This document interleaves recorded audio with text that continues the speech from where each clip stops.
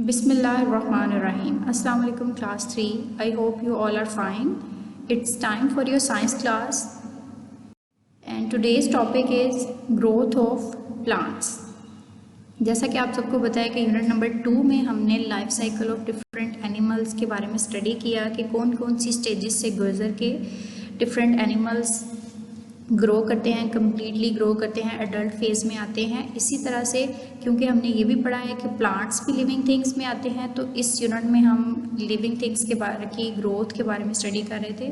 तो आज का टॉपिक उसी से रिलेटेड है कि हमने प्लांट्स की ग्रोथ को देखना है कि प्लांट कम्प्लीटली जब तक ग्रो नहीं करता तो वो कौन कौन सी स्टेजेस से होके गुजरता है कम्प्लीटली ग्रो करने तक। So today's topic is growth of plants. Let's start the topic. Growth of plants. Seed to fruit, जैसा कि यहाँ पे भी आपको नज़र आ रहा है। तो सबसे पहली जो स्टेज होती है प्लांट के ग्रो करने की, वो सबसे पहली स्टेज होगी सीड। सीड से पहले भी कोई एक चीज़ हमें चाहिए होगी जिसमें हम सीड को ग्रो करेंगे, and that is called soil. मिट्टी हमें चाहिए होगी और कोई सी भी मिट्टी में हम ग्रो नहीं कर सकते। हर प्लांट के लिए स्पेशल का जो है वो उसको इन्वायरमेंट देना पड़ता है, तो उसके अकॉर्डिंग हम सॉइल को चूज़ करते हैं कि कौन सा प्लांट किस तरह की सॉइल के अंदर अच्छे तरीके से ग्रो करेगा।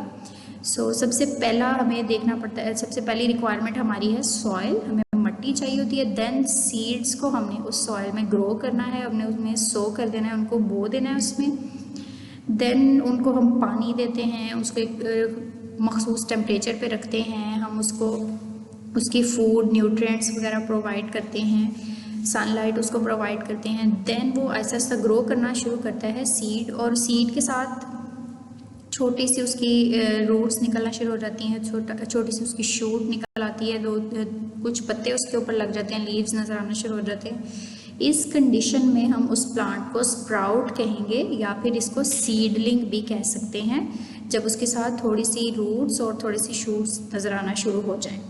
देन वो मज़ीद ग्रो करता रहता है, और जब नेक्स्ट उस पर स्टेज आती है कि उसके ऊपर फ्लावर्स जो हैं वो डेवलप होना शुरू हो जाते हैं, और फ्लावर्स इवेंचुअली डेवलप होने के बाद मज़ीद जब वो ग्रो करते जाते तो उन्हीं फ्लावर्स से फ्रूट्स या वेजिटेबल्स ग्रो करती हैं। ये उसकी लास्ट स्टेज होगी कि कोई प्लांट पे फ्रूट्स ग्रो करना शुरू कर जाएं, यानी कि वो अपनी स्टेजेस तमाम ग्रोथ की स्टेजेस से वो गुजर चुका है। अभी उसकी लास्ट स्टेज ऑफ ग्रोथ है जिसपे उसने फ्रूट प्रोड्यूस करना है। सो इसको एक दफ़ा दोबारा देख लेते हैं कि सबसे पहले हमें रिक्वायरमेंट हमारी होती है soil and seed. Seed basically life cycle इसका प्लांट्स का शुरू सीड से हो रहा है, और उस सीड को हमने कहाँ सो करना है, उसके लिए हमारी सबसे पहले रिक्वायरमेंट सॉइल यानी मिट्टी की है। हमने उसको मिट्टी में ग्रो करना है, सो करना है। वो आहिस्ता आहिस्ता ग्रो करने के बाद सीडलिंग या स्प्राउट में चेंज हो जाएगा, कुछ पत्ते नज़र आएंगे, लीव्स और roots and shoots, and then वो मज़ीद ग्रो करता जाएगा और उसके ऊपर फ्लावर्स नज़र आना शुरू हो जाएंगे, और उससे ज़्यादा जब ग्रो करता रहेगा तो फ्लावर्स से फ्रूट्स प्रोड्यूस होना शुरू हो जाएंगे। ये इसका पूरा लाइफ साइकिल ऑफ प्लांट है।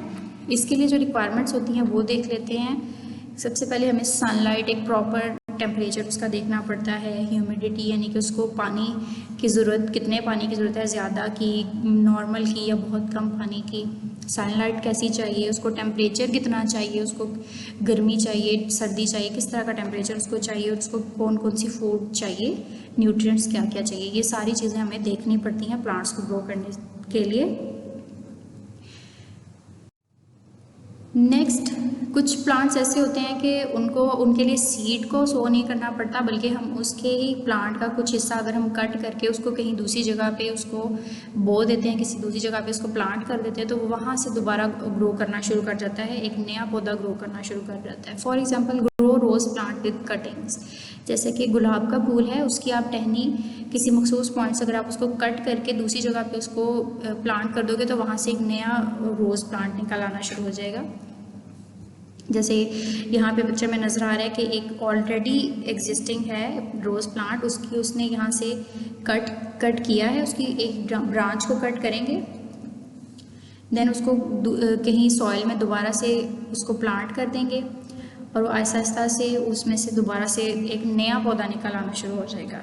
तो इस तरीके से कटिंग्स के थ्रू भी डिफरेंट प्लांट्स को ग्रो किया जा सकता है। जैसे रोज़ प्लांट का देखा जाए तो फर्स्ट डे अगर आप उसके स्टेम को यहाँ पे लगाते हो तो 15 डेज़ में उसके पत्ते निकलना शुरू हो जाते हैं। ऑलमोस्ट 45 डेज़ में वो दोबारा से एक अडल्ट प्लांट में कन्वर्ट हो जाएगा। That's all for today's lecture. अभी हम होम असाइनमेंट देख लेते हैं। For home assignment, you will have to write question number 3 on your notebook, and you will also have to learn this question. Question number 3 is which plants can be grown from their cuttings? कौन कौन से पौधे ऐसे हैं जो अपनी cutting से grow हो सकते हैं, जिसके लिए बीज बोने की ज़रूरत नहीं है, बल्कि उनके ही स्टेम को अगर हम कट करें तो वो एक नया पौधा हम उगा सकते हैं, जैसा हमने रोज़ प्लांट में देखा। कुछ ऐसे प्लांट्स के नेम लिखने हैं and the answer to this question is, सबसे पहला तो हमने आज ही पढ़ा रोज़, नेक्स्ट शुगर केन, गन्ने का जो पौधा होता है उसको भी हम कटिंग के थ्रू ग्रो कर सकते हैं। थर्ड मिंट, पुदीना, फोर्थ लेवेंडर। इसके अलावा बहुत सारे पौधे ऐसे हैं जो कटिंग्स के थ्रू ग्रो किए जा सकते हैं। अगर आपको कोई और इजी लगता है तो आप वो भी लिख सकते हैं, आप ये वाला आंसर भी लिख सकते हैं। That's all for today's lecture.